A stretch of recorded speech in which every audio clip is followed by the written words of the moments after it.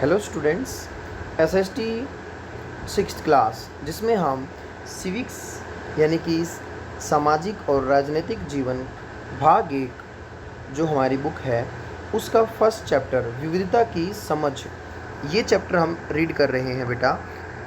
हमने इस चैप्टर में विविधता की समझ के लिए 2 एग्जाम्पल लिए थे, 2 उदाहरण। एक उदाहरण तो हमने पढ़ लिया था लद्दाख के बारे में। लद्दाख के बारे में आपको ध्यान होगा, जैसे कि हमने रीड किया था कि वो एक ठंडा रेगिस्तान है, एक ऐसा स्थान है जो जम्मू कश्मीर के पूर्व में है। और उसके अलावा भी हमने वहाँ पर ऊन के बारे में पढ़ा था, पश्मीना ऊन, जो एक प्रकार की बहुत अच्छी वैरायटी मानी जाती है। और उसके अलावा हमने वहाँ पर गाय, बकरी, याक जैसे जानवरों का पशुपालन भी पढ़ा कि वहाँ के लोग ये पालते हैं और दूध से बनी हुई चीज़ें ज़्यादा वहाँ पर खाई जाती हैं। व्यापारिक दृष्टि से अगर देखा जाए तो प्राचीन समय में ये एक व्यापारियों का बड़ा अच्छा रास्ता रहा है, जहाँ से मसाले, सिल्क, मतलब जो सिल्क होता है हमारा, रेशम होता है, और काफ़ी सारी चीज़ें यहाँ से दूसरे देशों में ले जाई जाती थी। उसके अलावा तिब्बत का जो मतलब अगर देखा जाए, तिब्बत का जो ग्रंथ है उसकी भी बहुत सारी एक्टिविटीज़ यहाँ लद्दाख में प्रचलित है। और इसके साथ साथ लद्दाख को छोटा तिब्बत के नाम से भी जाना जाता है। तो ये सब चीज़ें हम वहाँ पर रीड कर चुके हैं। अब पढ़ते हैं केरल के बारे में। तो केरल के बारे में क्या कहता है? केरल भारत के दक्षिण पश्चिम कोने में बसा हुआ राज्य है। अंडरलाइन करेंगे, केरल भारत के दक्षिण पश्चिम में बसा हुआ राज्य है। आपको मैं एक छोटा सा मतलब ड्रा करने की कोशिश कर देते हैं। लो, ये हमारा, जब आप इंडिया का मैप देखते हो, नीचे वाला पोर्शन है। अब नीचे वाले पोर्शन में ये जो डायरेक्शन है ये है पश्चिम, ये है पूर्व, और जब ऊपर से नीचे देखें तो ये दक्षिण हो गया और ये उत्तर हो गया। ठीक है, ये उत्तर, ये दक्षिण, ये पश्चिम और ये पूर्व। तो ये डायरेक्शंस होगी बेटा। अब यहाँ जो राज्य है ना,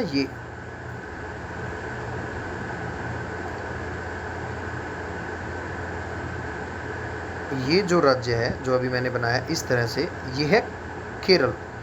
तो ये कहाँ है ये? अब मैप की डायरेक्शन मैंने आपको समझा दी। तो इससे हमें क्या दिख रहा है? इससे हमें हमारे देश के दक्षिण हिस्से में, दक्षिण का कौन सा भाग, पूर्वी या पश्चिमी? पश्चिमी भाग। तो दक्षिण पश्चिमी भाग में भारत का एक राज्य है केरल। ठीक है, आई होप आपको ये मैप का स्ट्रक्चर से समझ में आया होगा। अब आगे रीड करते हैं। आगे, यह एक तरफ समुद्र से घिरा हुआ है और दूसरी तरफ पहाड़ियों से। अब जो मैंने वो जो बनाया था वहाँ पे, यहाँ पे क्रिएट किया था, उसमें एक तरफ तो समुद्र है पश्चिम में, ठीक है, और नीचे भी समुद्र है दक्षिण में, लेकिन बाकी दूसरी तरफ जो है वो पहाड़ियाँ हैं। इन पहाड़ियों पर विविध प्रकार के मसाले जैसे काली मिर्च, लौंग, इलायची आदि उगाए जाते हैं। आप खाना खाते हो, आपकी वेजिटेबल्स भी खाते हैं, हम फास्ट फूड भी खाते हैं, हमें ये सब चीज़ें बहुत अच्छी टेस्टी लगती हैं। उस टेस्ट के पीछे क्या कारण होता है? हम मैरिज वगैरह में जाते हैं, वहाँ की हमें जो सब्ज़ी है, छोले वगैरह की सब्ज़ी काफ़ी पसंद आती है, और वही छोले की सब्ज़ी जब घर में मम्मी बनाती है तो हमें क्या हो सकता है अच्छी ना लगे उसमें। फिर जब हम कहते हैं कि मम्मी आप अच्छी नहीं बनाते, वो शादी में अच्छी थी, या वो आंटी अच्छी बनाती है, तो आपकी मम्मी रिप्लाई करेगी कि बेटा वो मसाले डालते हैं। इसका मतलब मसाले क्या करते हैं? टेस्ट को बढ़ाते हैं।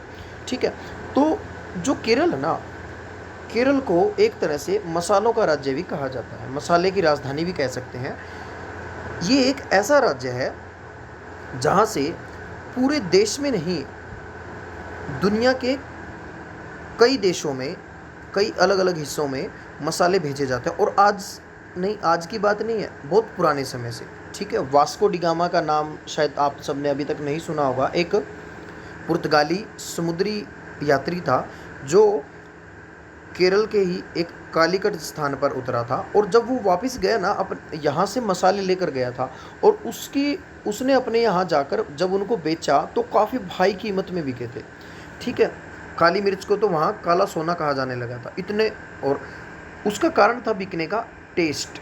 मसाले जो हैं वो हमारे खाने का जायका बढ़ाते हैं, जायका मतलब स्वाद बढ़ाते हैं, टेस्ट बढ़ाते हैं, इस वजह से। ठीक है, तो ये सब चीज़ें हम हमारे मसाले के नाम हैं। ये काली मिर्च, लौंग, इलायची आदि ये मसालों के अंदर ही आते हैं और ये हम अपने खाने में यूज भी करते हैं और उससे इसका टेस्ट बढ़ जाता है। आगे, इस मसाले के कारण यह क्षेत्र व्यापारियों के लिए बहुत ही आकर्षक बना। जैसे मैंने समझाया कि वो पुर्तगाली आया था, लेके गया, तो उसके बाद और भी बहुत सारे लोग आए दूसरे देशों से और जगहों से, तो आते ही थे। ठीक है, फिर समुद्री रास्ता भी खुल गया था। तो इस तरह से हम कह सकते हैं कि जो केरल राज्य है वो व्यापारी केंद्र है मसालों की वजह से। आगे, सबसे पहले अरबी एवं यहूदी व्यापारी केरल आए। ऐसा माना जाता है कि ईसा मसीह के धर्मदूत संत थॉमस लगभग 2000 साल पहले यहाँ आए। 2000 साल पहले भी यहाँ वो आए थे। भारत में ईसाई धर्म लाने का श्रेय उन्हीं को जाता है। हमारे देश में जो क्रिश्चियन है ना, अगर आप देखोगे साउथ इंडिया के अंदर जाओगे ना, तो आपको केरल राज्य में खासकर बहुत सारे चर्च वगैरह मिलेंगे और उसके साथ साथ जो क्रिश्चियन हैं, जो ईसाई हैं, वहाँ पर आपको ज़्यादा मिलेगा। अब उसका रीज़न क्या है? क्योंकि वो संत यहाँ आए थे, सर थॉमस, तो 2000 साल पहले, तो उन्हीं के साथ उन्होंने यहाँ पर धर्म का प्रचार किया था और यहाँ पर ज़्यादा ये धर्म पनपा था। अरब से कई व्यापारी यहाँ आकर बस गए। इब्न बतूता जो है ये भी एक यात्री होता था जो करीब 700 साल पहले यहाँ आए। अपने यात्रा वृत्तांत में मुसलमानों के जीवन का विवरण देते हुए लिखा, मुसलमान समुदाय की यह यहाँ बड़ी इज्जत है कि भारत एक ऐसा देश है जहाँ जहाँ मुसलमानों का बड़ा अच्छे से सम्मान किया जाता है।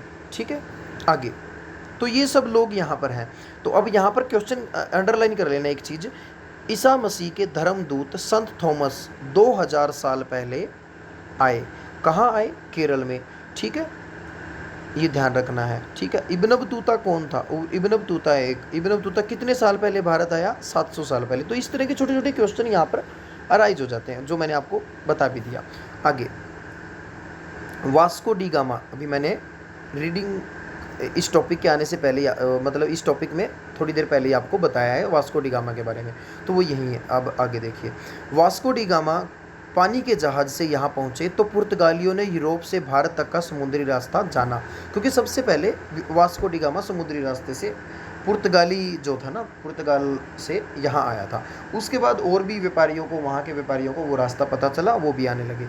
इन सभी ऐतिहासिक प्रभावों के कारण केरल के लोग विभिन्न धर्मों का पालन करते हैं। वहाँ पर अब बहुत सारे धर्म के लोग हैं, मिल जाएंगे आपको। वहाँ पर यहूदी धर्म देखने को मिल जाएगा, इस्लाम देखने को मिल जाएगा, ईसाई, हिंदू एवं बौद्ध धर्म शामिल है।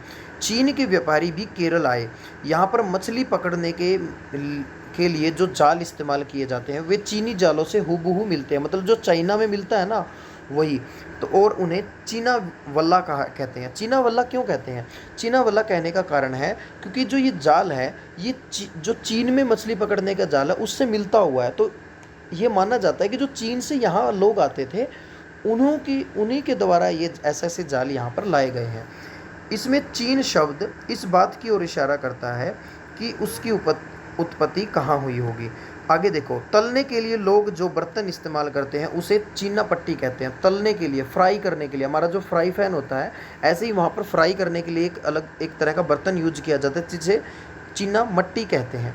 चीना चट्टी, सॉरी गलत रीडिंग हो गया, चीना चट्टी। अब चीना चट्टी क्यों कहा गया? इसमें जो चीन वर्ड आ रहा है उससे हमें पता चल रहा है कि ये चीन का बर्तन है। ठीक है, आगे, केरल की उपजाऊ जमीन और जलवायु चावल की खेती के लिए बहुत उपजाऊ है। अंडरलाइन कर लीजिए जो जो वर्ड मैं इस पैराग्राफ में से आपको बताता हूँ। एक तो चीना वल्ला। चीना वल्ला क्या होता है? मछली पकड़ने के जाल को चीना वल्ला कहते हैं। ठीक है, और उसके बाद चीना चट्टी क्या है? तलने के लिए लोग जो बर्तन इस्तेमाल करते हैं उसे चीना चट्टी कहते हैं। एक क्वेश्चन यहाँ और भी अराइज होता है, चीना चट्टी बर्तन की उत्पत्ति या चीना चट्टी बर्तन का जन्म कौन से देश में हुआ? तो वो चीन में हुआ। उसके बाद अंडरलाइन करना है चावल वाला पॉइंट कि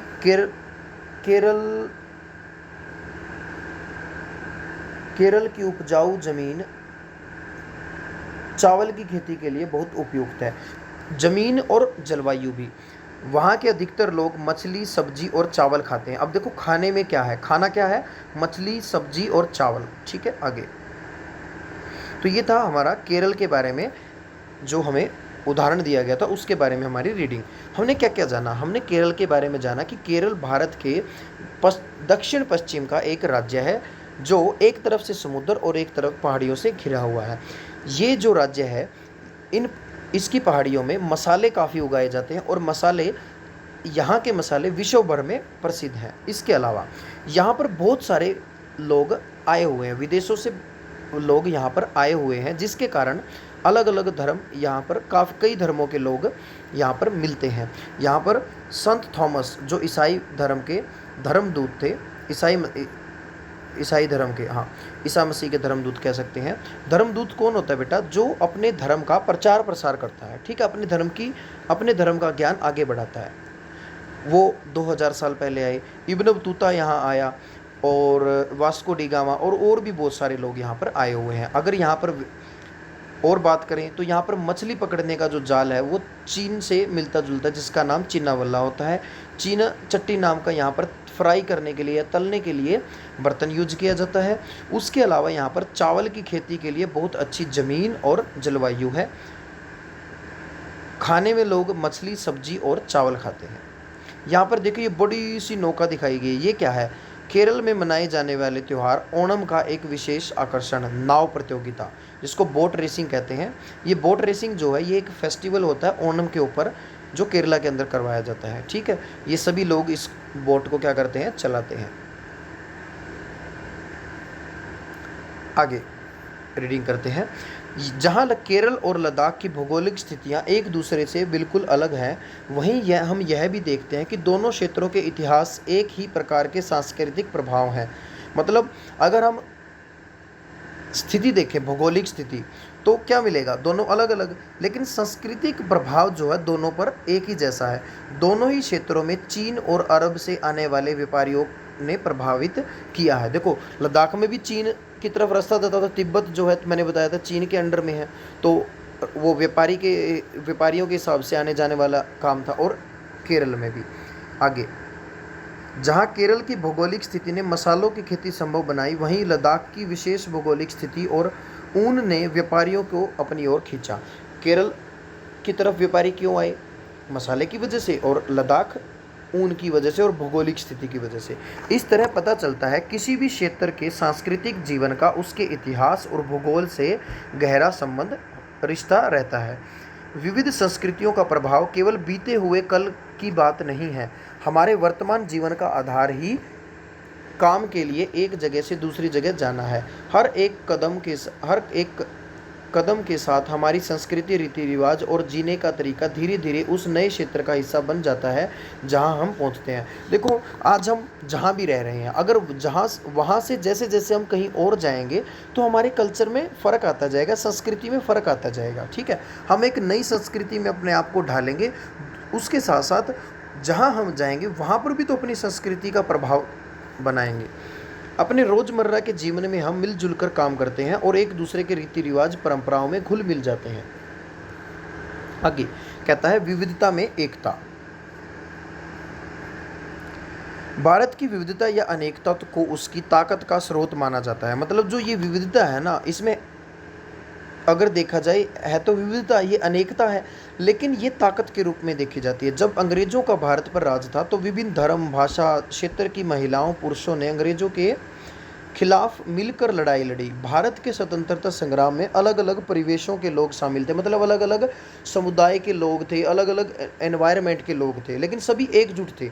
उन्होंने एकजुट होकर आंदोलन किया, इकट्ठे जेल गए और अंग्रेज़ों का अलग अलग तरीक़ों से विरोध किया। अंग्रेज़ों ने सोचा था कि भारत के लोगों में फूट डाल सकते हैं क्योंकि उनमें विविधता है, अलगपन है, इसलिए, और इस तरह का उनका राज चलता रहेगा। मगर लोगों ने दिखला दिया कि वे एक दूसरे से चाहे कितने ही भिन्न हो, अलग हों, अंग्रेज़ों के खिलाफ लड़ी जाने वाली लड़ाई में वे सब एक थे। नीचे एक देशभक्ति गीत दिया गया है जो भारतीय जन नाट्य संघ से लिया गया है, तो ये आप ज़रूर पढ़ें बेटा, इससे आपको पता चलेगा कि अनेकता होने के बावजूद भी हमारा देश एक है।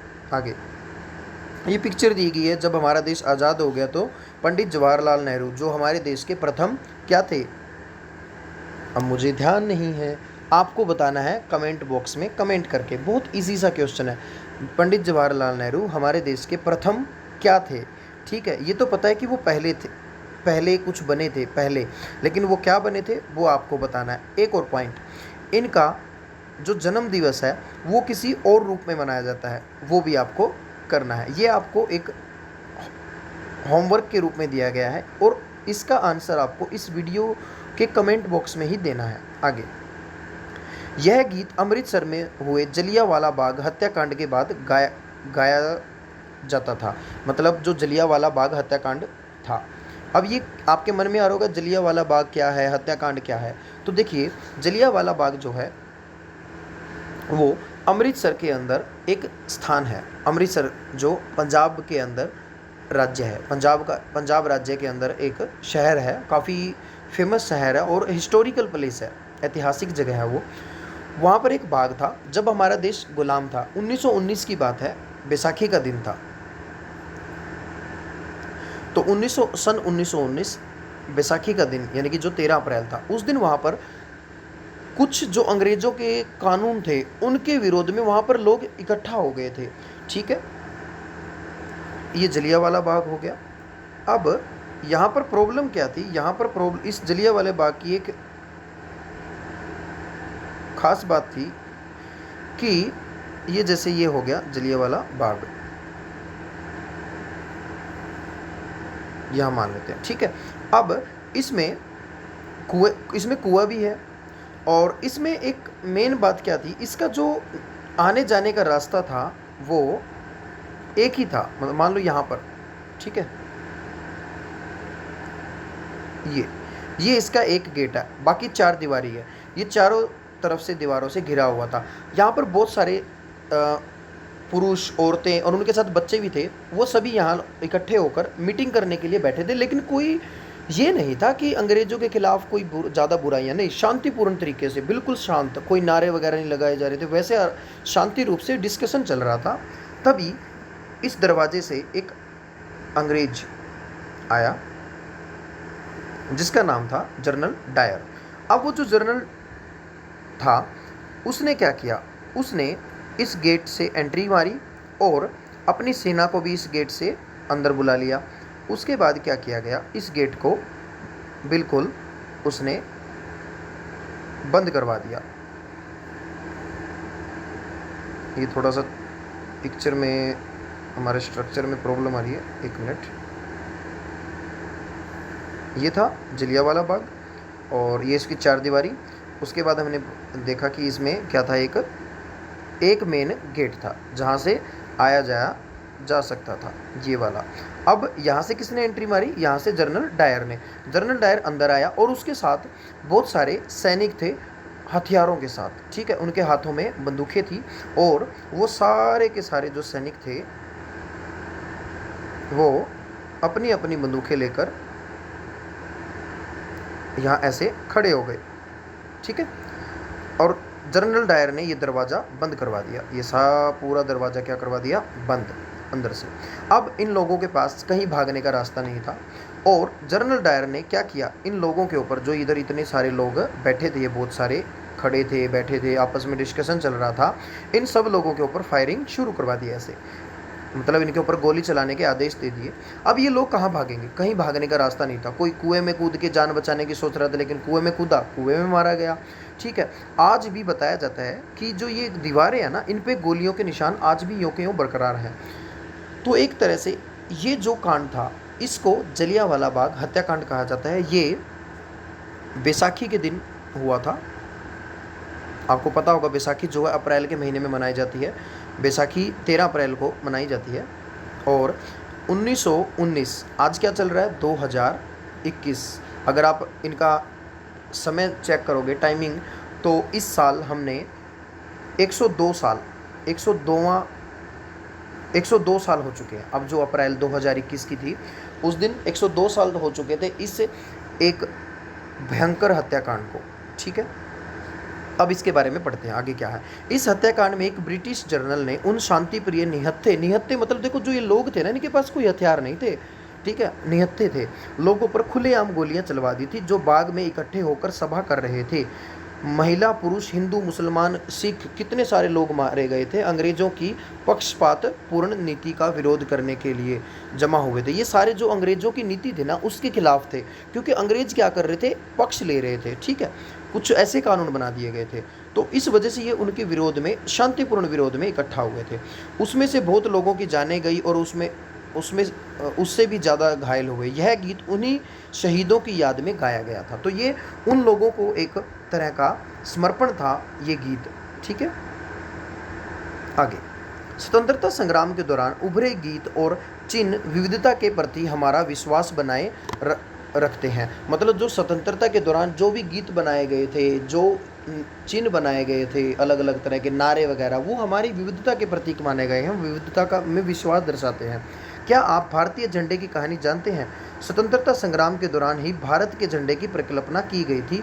इस झंडे को सारे भारत में लोगों ने अंग्रेजों के खिलाफ इस्तेमाल किया गया था। जवाहरलाल नेहरू ने अपनी पुस्तक भारत की खोज, अंडरलाइन कर लीजिए, जवाहरलाल नेहरू किताब भारत की खोज, बस इसके बाद सुनिए, अंडरलाइन नहीं करना, लिखा है कि भारतीय एकता कोई बाहर से थोपी हुई चीज़ नहीं है, कि जो लोगों में एकता है ना वो बाहर से नहीं लाई गई, बल्कि यह बहुत ही गहरी है, उस जिसके अंदर अलग अलग तरह के विश्वास, प्रथाओं को स्वीकार करने की भावना है। इसमें विविधता को पहचानना प्रोत्साहित किया जाता है। यह नेहरू ही थे जिन्होंने भारत की विविधता का वर्णन करते हुए अनेकता में एकता का विचार दिया गया था। जवाहरलाल नेहरू जो थे उन्होंने एक पुस्तक लिखी थी जिसका नाम था भारत की खोज। जब आप 8th में हो जाओगे, देखो वैसे अब पैटर्न चेंज होने वाला है एजुकेशन सिस्टम नई पॉलिसी के अकॉर्डिंग, तो हो सकता है बुक वगैरह चेंज हो जाए, तो क्या पता वो बुक देखने को ना मिले, लेकिन अभी करंट में भारत की खोज जो है वो 8वीं कक्षा की NCERT में एक पूरक पुस्तक के रूप में लगवा रखी है। तो आप अपने बड़े भाई बहन या किसी आस पड़ोस के उससे देख सकते हो, उसमें बहुत सारी चीज़ें दी गई है हमारे देश के बारे में, ठीक है। आगे, रविंद्रनाथ टैगोर द्वारा रचित हमारा राष्ट्रगान, अंडरलाइन कर लीजिए, राष्ट्रगान। राष्ट्रगान आप जानते ही होंगे, जन गण मन, ठीक है, जो है वो रविंद्रनाथ टैगोर ने लिखा था, तो अंडरलाइन कर लीजिए, रविंद्रनाथ टैगोर द्वारा रचित राष्ट्रगान, ठीक है। आगे क्या कहता है, इसमें भी भारतीय एकता का ही एक अभिव्यक्ति है। मतलब जो राष्ट्रगान है उसको जब आप देखोगे ना, अच्छे से पढ़ोगे, तो आपको ये महसूस होगा कि भारत की अलग अलग चीज़ों को एक गीत में पिरोया गया है, अलग अलग बातों को, तो इसका मतलब वो भी एकता का ही प्रतीक है। राष्ट्रगान किस तरह से एकता का वर्णन करता है, इसे अपने शब्दों में लिखिए। तो ये था बेटा हमारा चैप्टर, आई होप आपको अच्छे से समझ में आया होगा, ठीक है, जिसमें अब आपको पता चल गया होगा कि विविधता क्या होती है और विविधता कैसे एकता, अनेकता के होते हुए भी एकता का काम कर सकती है। इसमें हमने हमारी थोड़ी सी हिस्ट्री भी जानी, बीते हुए आज़ादी का दौर भी देखा। इसमें हमने हमारे 2 स्थान, एक केरल राज्य और एक केंद्र शासित प्रदेश लद्दाख जो है उसके बारे में जाना, ठीक है, और उनके बीच में जो विविधता थी वो समझी, ठीक है, और उस विविधता के बाद जो एकता है वो भी हमने देखी, ठीक है। तो ये था हमारा चैप्टर जो आज रीडिंग में कंप्लीट हो गया। आई होप आपको अच्छे से समझ में आया होगा और चैप्टर को रीडिंग करते हुए आपको इंटरेस्ट भी क्रिएट होगा। Thank you, have a good day. और जो मैंने क्वेश्चन दिए बेटा, जो अभी मैंने जो पंडित जवाहरलाल नेहरू से रिलेटेड आपसे क्वेश्चन अराइज किए थे, उनका आंसर कमेंट में ज़रूर दें। Thank you.